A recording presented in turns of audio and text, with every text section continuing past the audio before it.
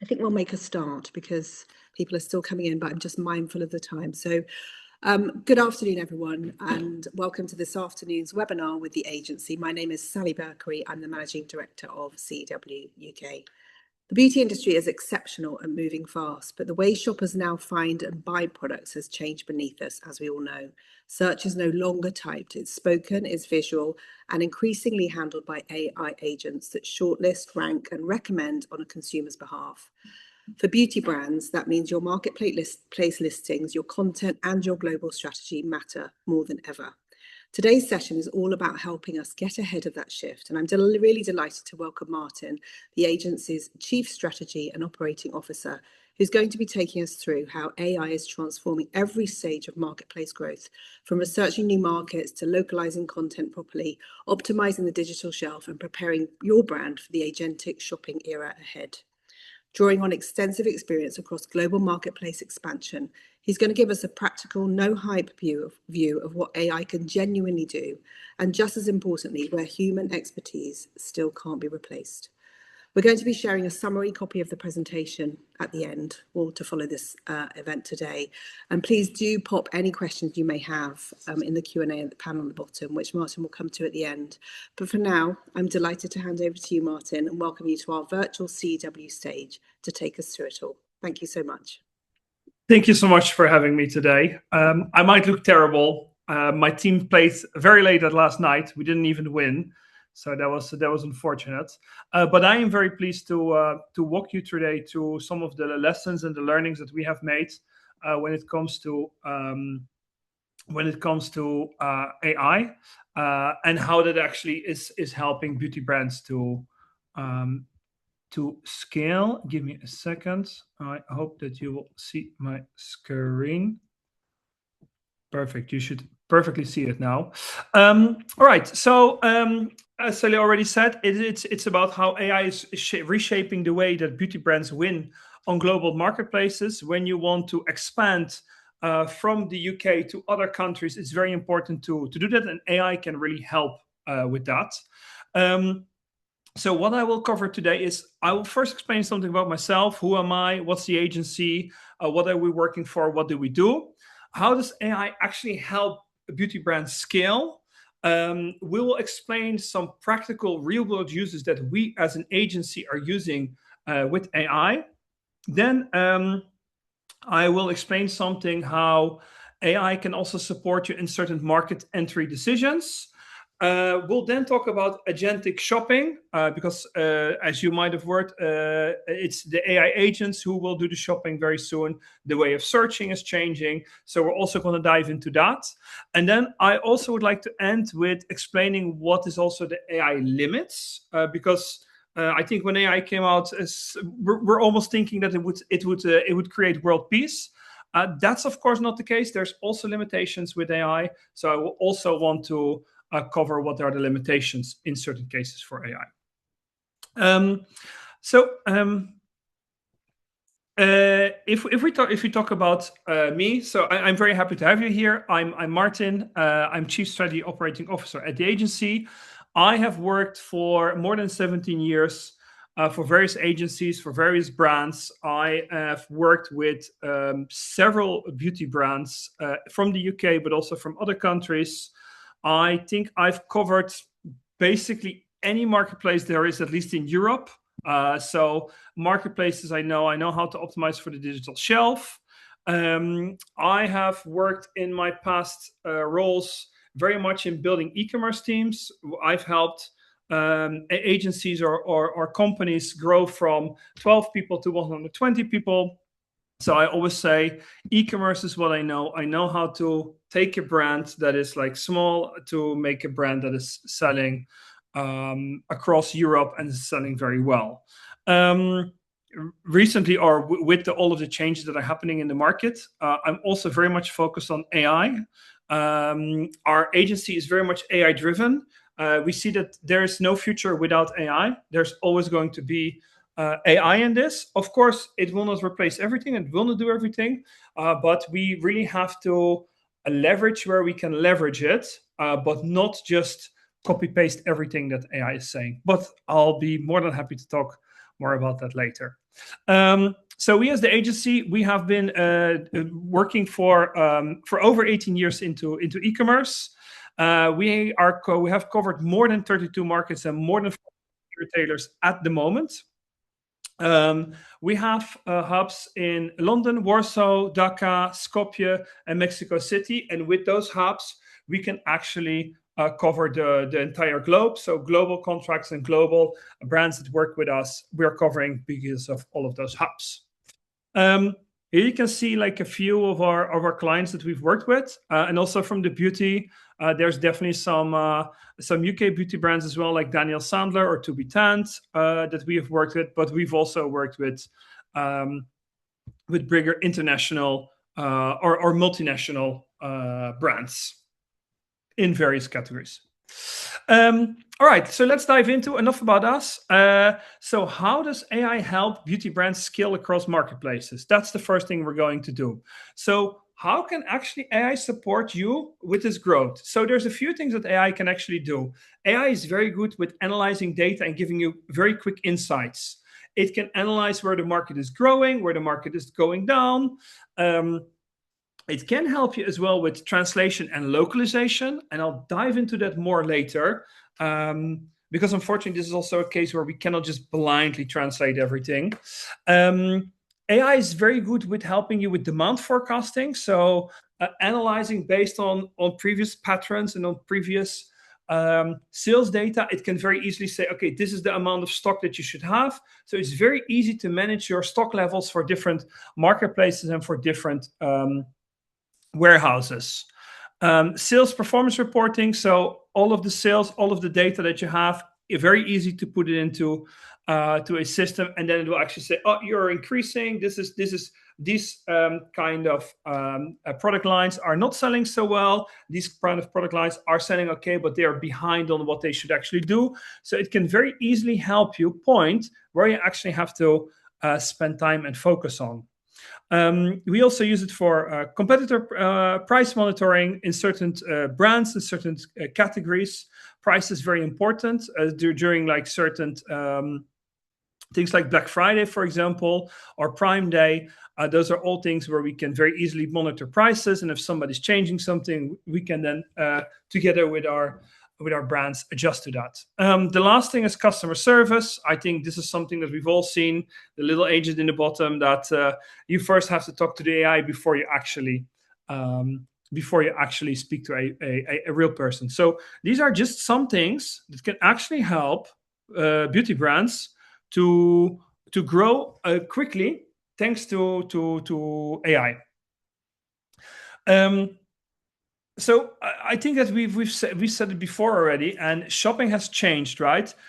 Previously we were like typing everything, or we would speak. That was already quite new. Then came like where we had to upload images. We could upload images, and then it could actually search a product for you. But actually these days it's changing. It is the AI agents that are actually more important. So an AI agent, you've most likely done it to yourself once as well. You go to ChatGPT or any other LLM, you say, I have a very sensitive skin. I need to have some kind of moisturizer based on my skin and my skin type. What is the best moisturizer that I need for a budget of XYZ? And that is actually not us who are doing the research. It is the LLM, or it's the AI agent that is actually doing the research.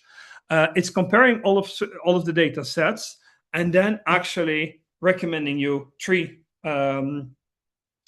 products. Problem is, of course, that normally on the listing page and on retailers and in traditional media, there's much more possibilities for brands to go in between and try to convince the customer of your brand. An AI agent doesn't care about that, right? It's the information that he has or that is on the internet. This is what he is comparing, and then he's making a recommendation for you. I'll dive into this later more as well, but it's very important to understand how that is working. Let's first go to some real world cases of AI that we use daily into our workflows. And maybe I can even inspire you for some of them. So what we are really doing, like we are doing a lot of market research. We're checking certain things. Okay, what is the best market to enter? How big is that market? What is the potential? So normally we would have to work with consultants. We would have to dive into everything. We'd have to check everything. AI is doing this very, very, very quickly.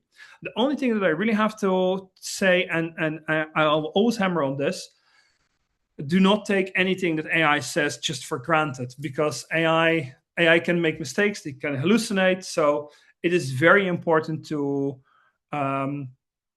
check everything later for yourself. But it will give you a very good idea of what is right or what isn't right. So it will give you, for example, a certain country that is good. Then you can check if certain things make sense. You can, for example, ask what kind of price points there are, what are certain claims that they're using, which certain certifications do I need for the US. So it can very quickly give you a lot of information that normally you would have to gather yourself. So that's really helping us to do our work way quicker.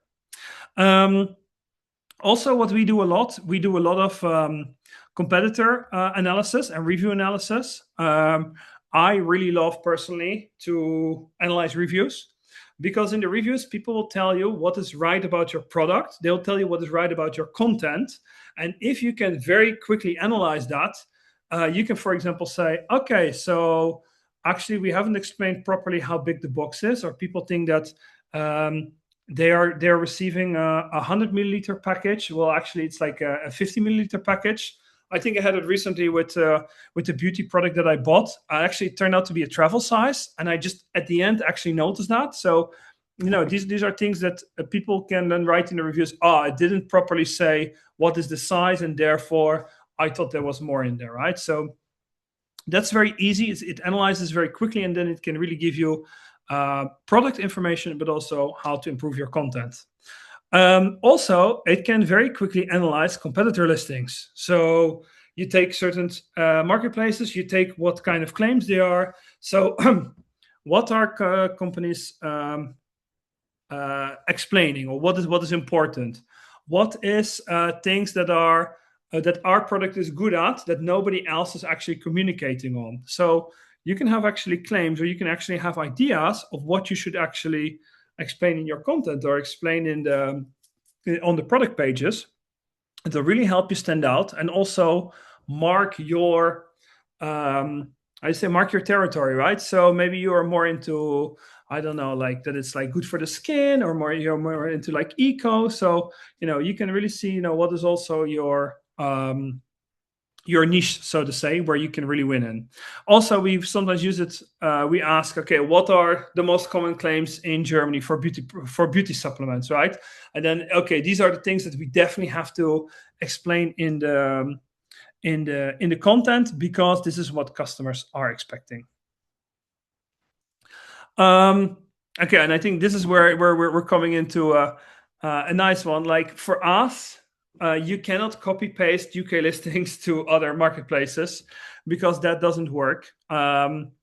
So previously it was very painstaking, because you had to take even if you would to go, for example, to the US, where it is still English, right?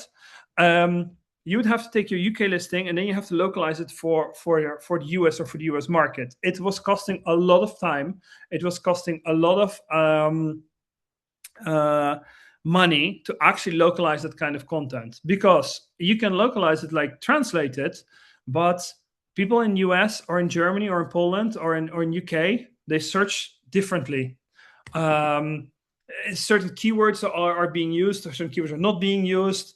Certain things are available at drugstores, but not at the pharmacy. So because the country works differently, the search term is also differently.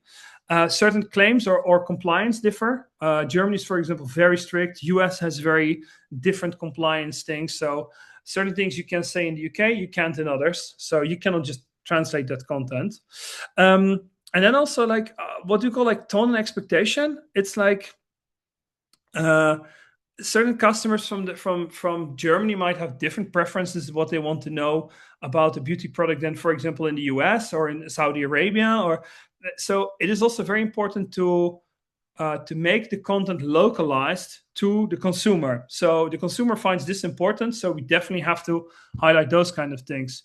Take, for example, whitening, which is very important into Asian countries, but here in the UK, nobody's looking for this kind of things, and it's something that is not important for us. And so luckily, AI is helping us to create those kind of things. It also helps us to flag certain things.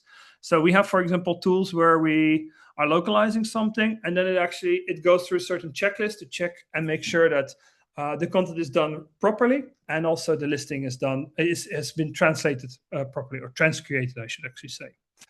A nice bridge to the next slide.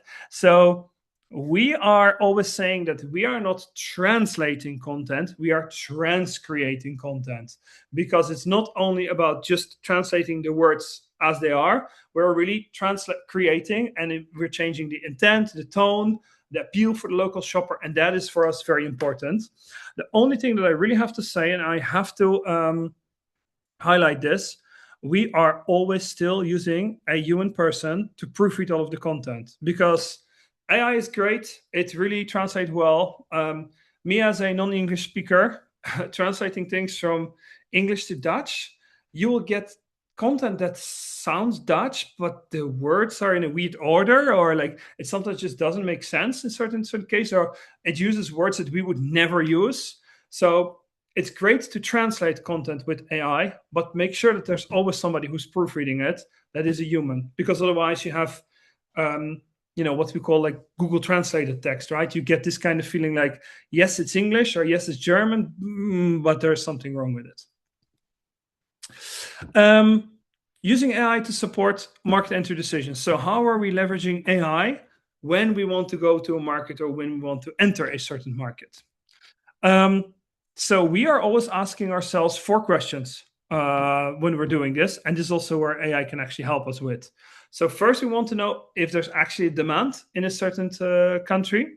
We want to know who are the competitors. We want to know which marketplaces are dominating, and we want to understand what kind of localization is required.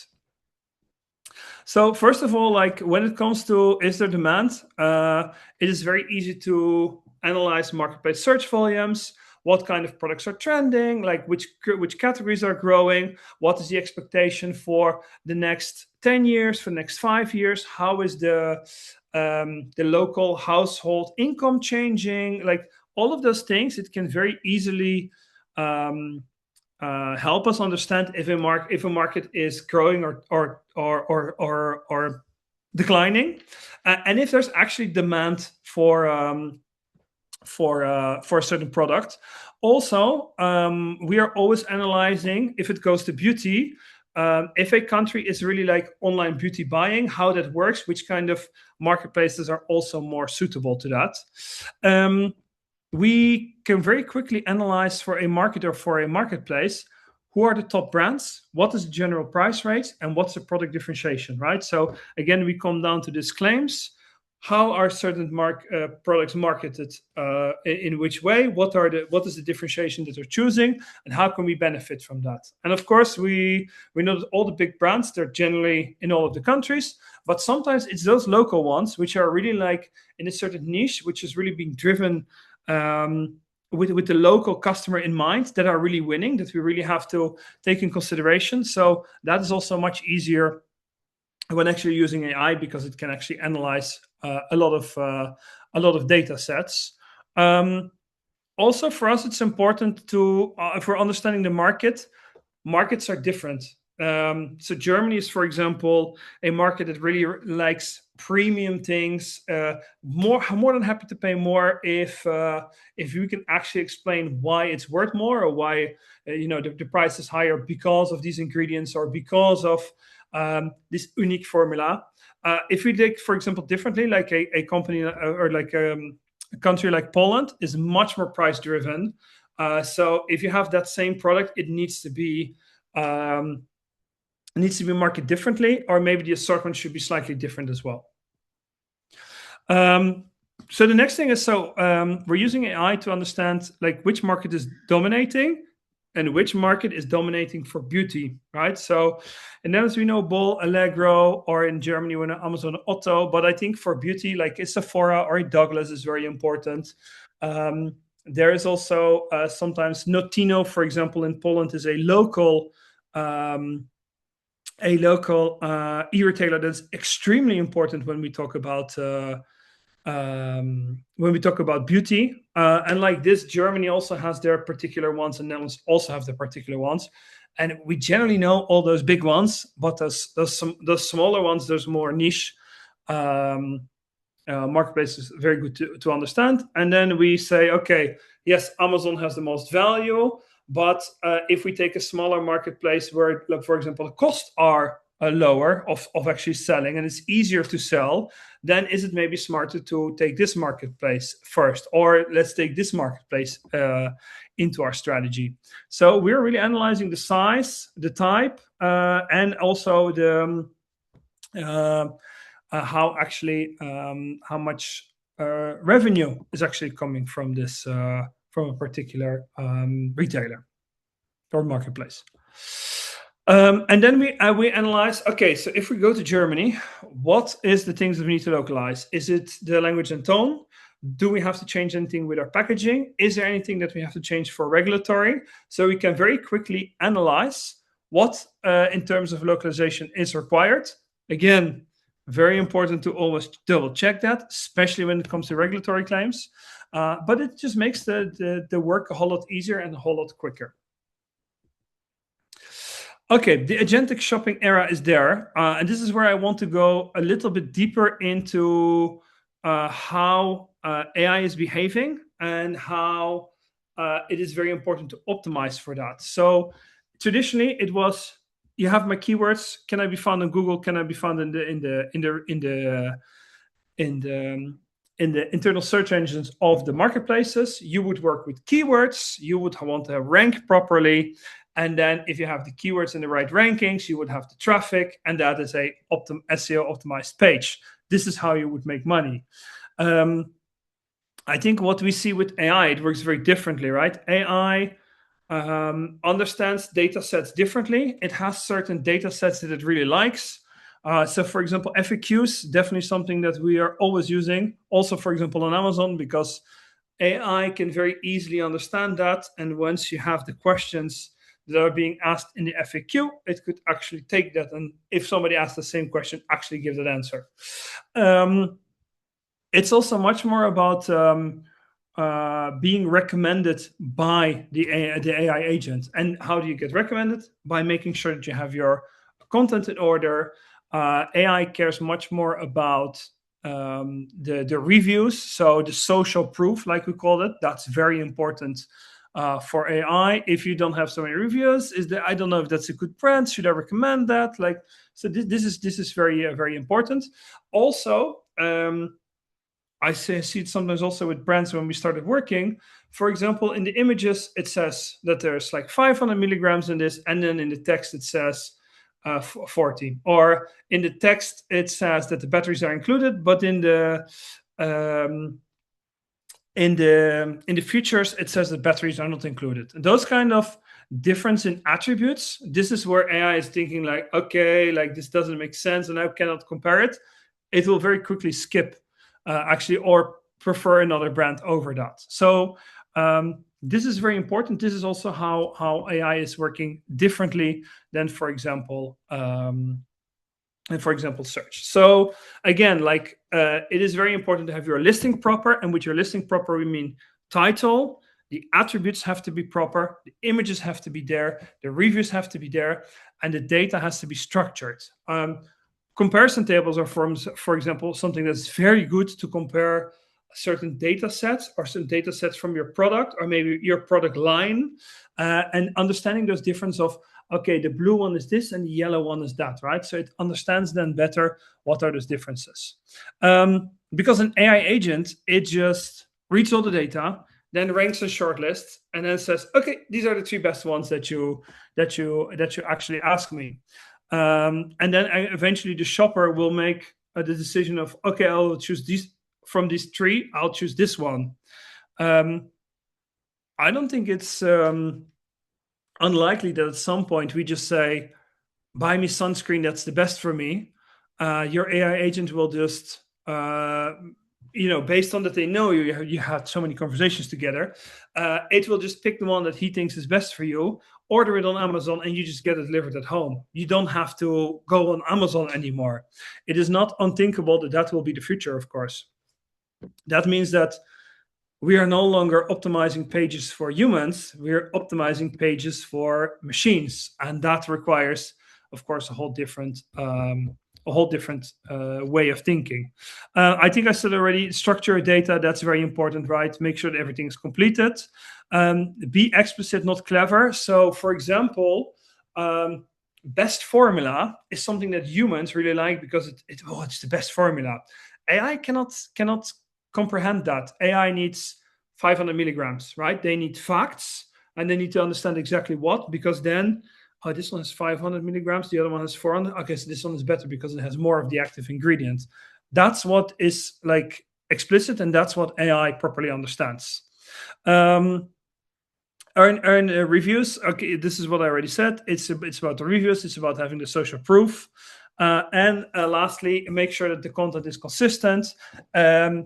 And not even only on one marketplace, but also if your marketplace says that there is like 500 milligrams, and then on Amazon it says different, and on your D2C page again it's different, then AI doesn't know anymore what it actually is. It skips that, right? So very important to keep your content consistent along the different channels as well.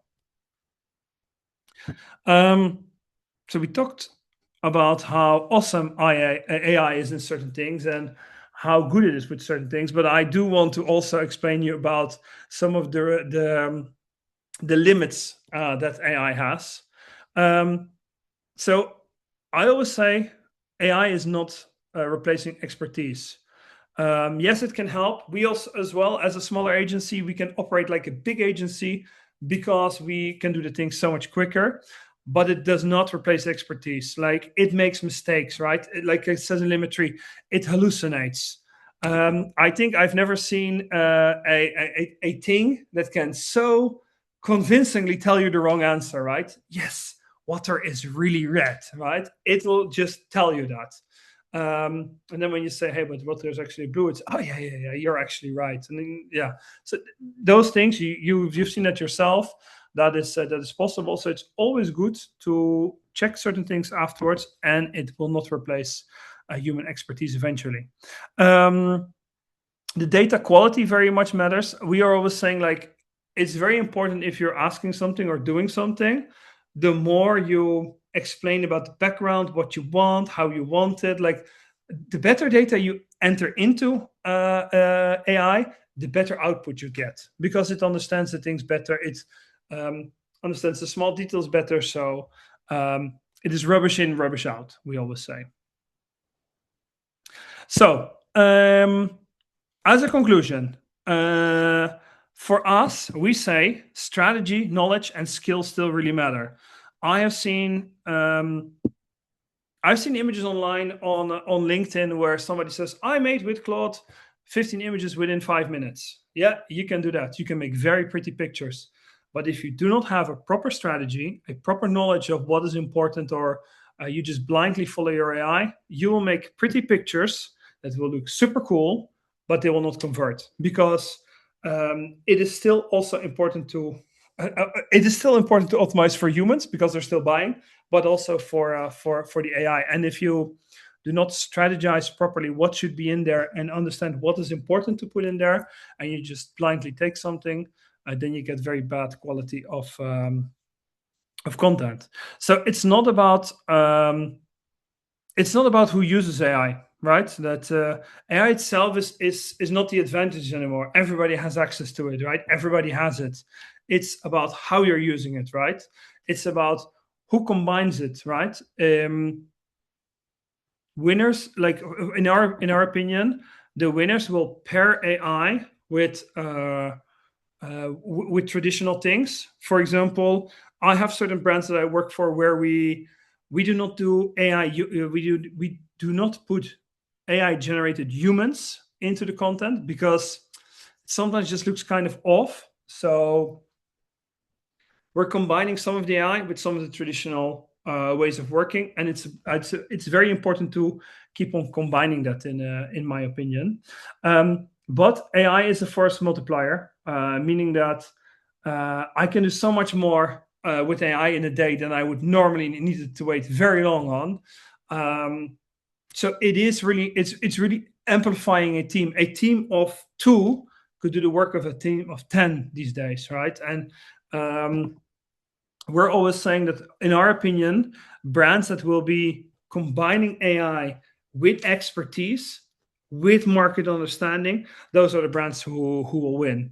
Not the ones who just put their content into a AI bot, let's say, and just something comes out. We still have to think. We still have to think if the strategy is right, and then we can actually come out with the right materials. And this is also how we can then sell more on the markets. I think I've talked for quite a while, so I wanted to see if there's any questions that are still there, because I would be more than happy to answer those.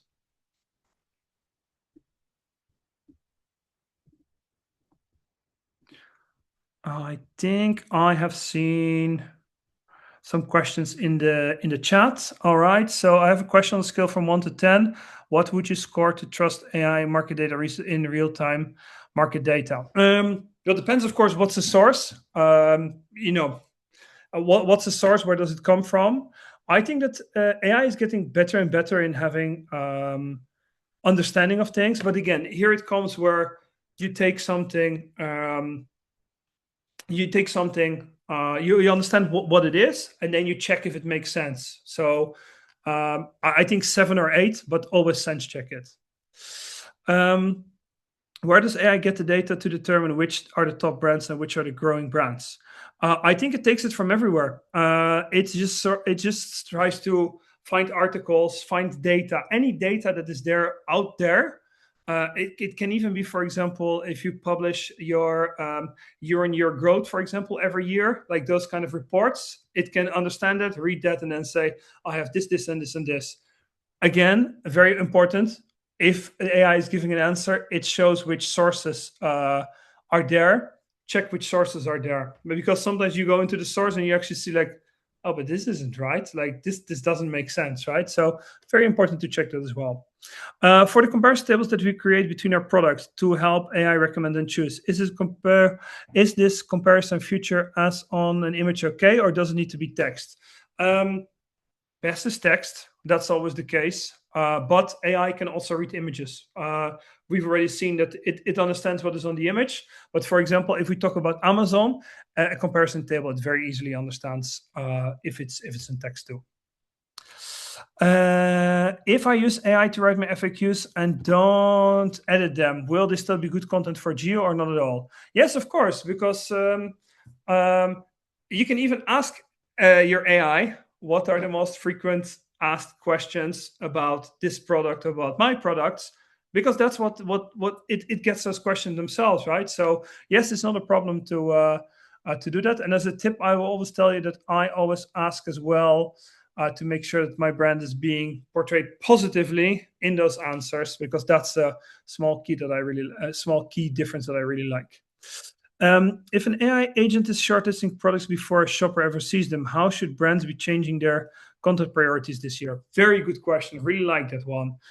So like I already said, previously we could, like with ads on the page and sponsored items, we could actually try to lure the consumer our way. Now it's all about actually making sure that your data sets are right. You have optimized the content for AI. You have the data structured properly. So if you do those things, you structure your data, you do the things right, you make sure that everything is done properly, and you have the kind of content that AI likes to consume, I think that is very important to be ready for those things.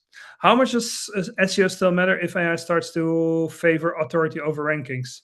Well, I think these days I would do still both, because we as humans, we're still shopping. Like for sure, we've all bought something last week online, so it still matters. But geo will become more and more important. That will be the case. And we also see that, for example, Google, for example, is slowly changing certain ways or rankings or algorithms because they're also going in this more AI way.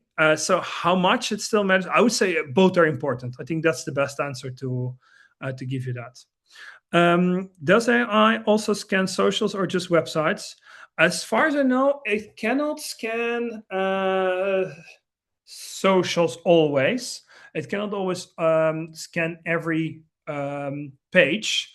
Sometimes it has also trouble with Amazon or something like once there's also bots that Amazon is trying to protect crawling.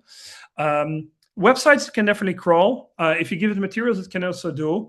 If you want, for example, it to scan socials, you can always make also a print screen of the whole page, for example, and then add it to the AI as a trick. But the socials is harder because you need to log in to some of those.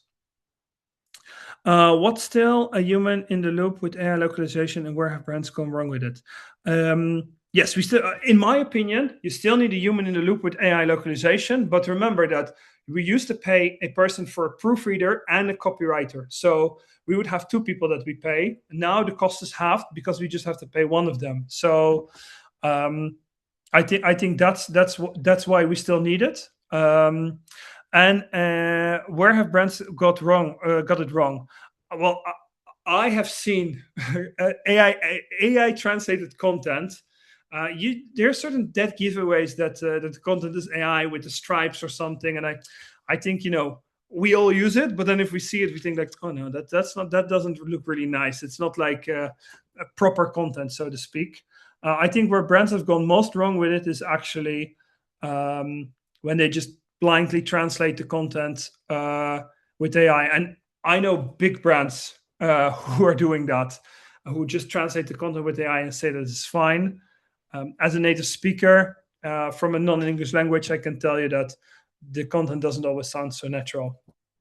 But again, AI understands certain languages better than others as well. I think there was one more question in the chat. Or is that all? No, I think that's all. All right. So thank you so much. Really pleased to have this discussion, to teach you something.